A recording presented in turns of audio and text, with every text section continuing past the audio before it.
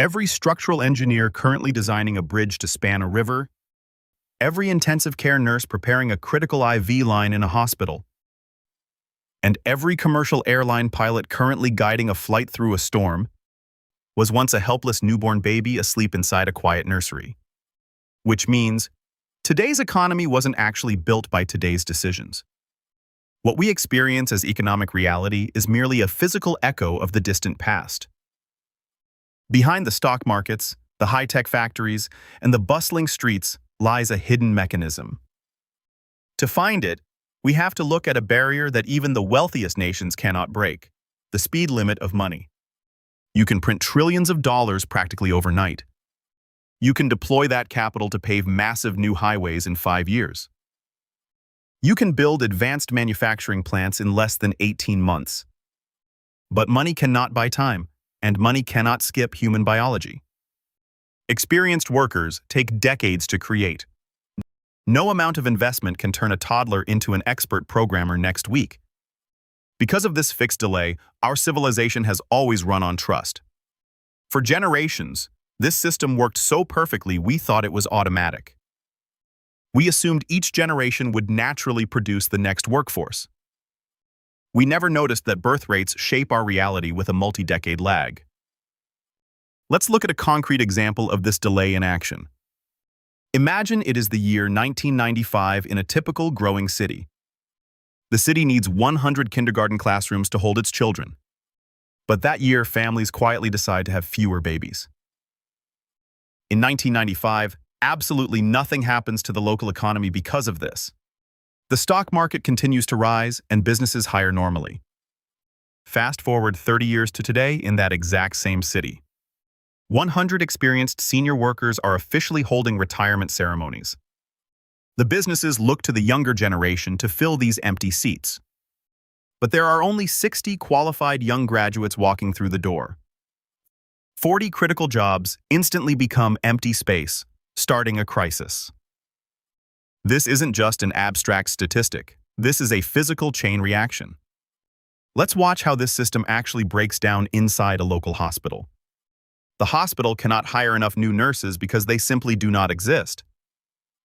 On the front lines, patient wait times slowly double, operations are delayed, and emergency rooms grow crowded. Under this relentless pressure, the remaining nurses work exhausting shifts, burn out, and eventually quit. Now, the system's human deficit is twice as severe as it was before. To survive, a neighboring hospital attempts to solve its crisis by offering massive sign-on bonuses.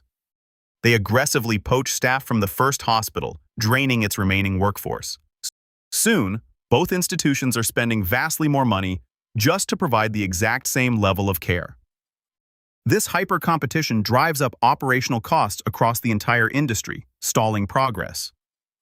It failed not because of a policy mistake made last week, but because of a demographic void that began 30 years ago.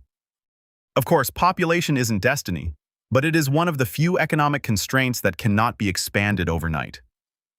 We live under the control of a massive invisible system of delayed time. When civilizations realize they are trapped in this delay, they try to cheat. One primary shortcut is immigration, which fundamentally changes how we view borders. Countries aren't competing for skilled immigrants because they prefer foreign workers. They're competing because every experienced worker represents decades of time that cannot be recreated. This shortcut allows a nation to benefit from decades of nurturing and education that happened elsewhere. A society bypasses the decades of nurturing required to build a taxpayer. But what happens when every nation tries to run this exact same shortcut? The global pool of young, skilled talent begins to dry up everywhere. This scarcity is exactly why we are seeing the explosive rise of automation. Artificial intelligence is becoming valuable because experienced human minds are so scarce. Automation doesn't actually erase the demographic deficit. It merely shifts the line. It changes which roles still require human hands, because even the best AI cannot physically repair a broken water main.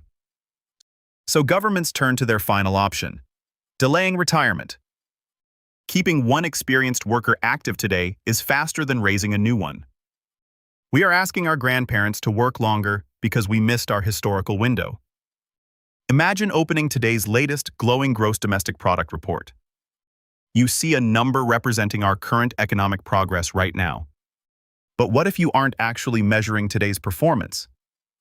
What if you are reading a report card of decisions made in 1996? In this system, GDP is less like a live scoreboard of current strength and much more like a rearview mirror reflecting demographic history. A country with high growth today is merely enjoying a past generation's harvest. It is spending down human capital built over decades. But what happens when a government decides to fix this by increasing births today?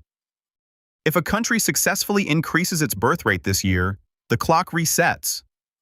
But that society must still wait 20 years for those babies to enter the workforce, and they must wait 30 years for them to become highly experienced professionals.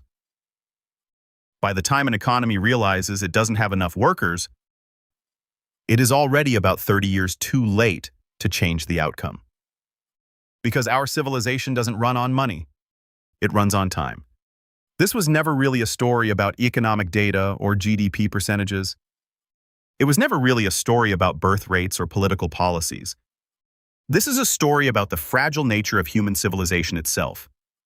Every society is constantly trying to solve tomorrow's complex crises, using a future generation of children who have not even grown up yet.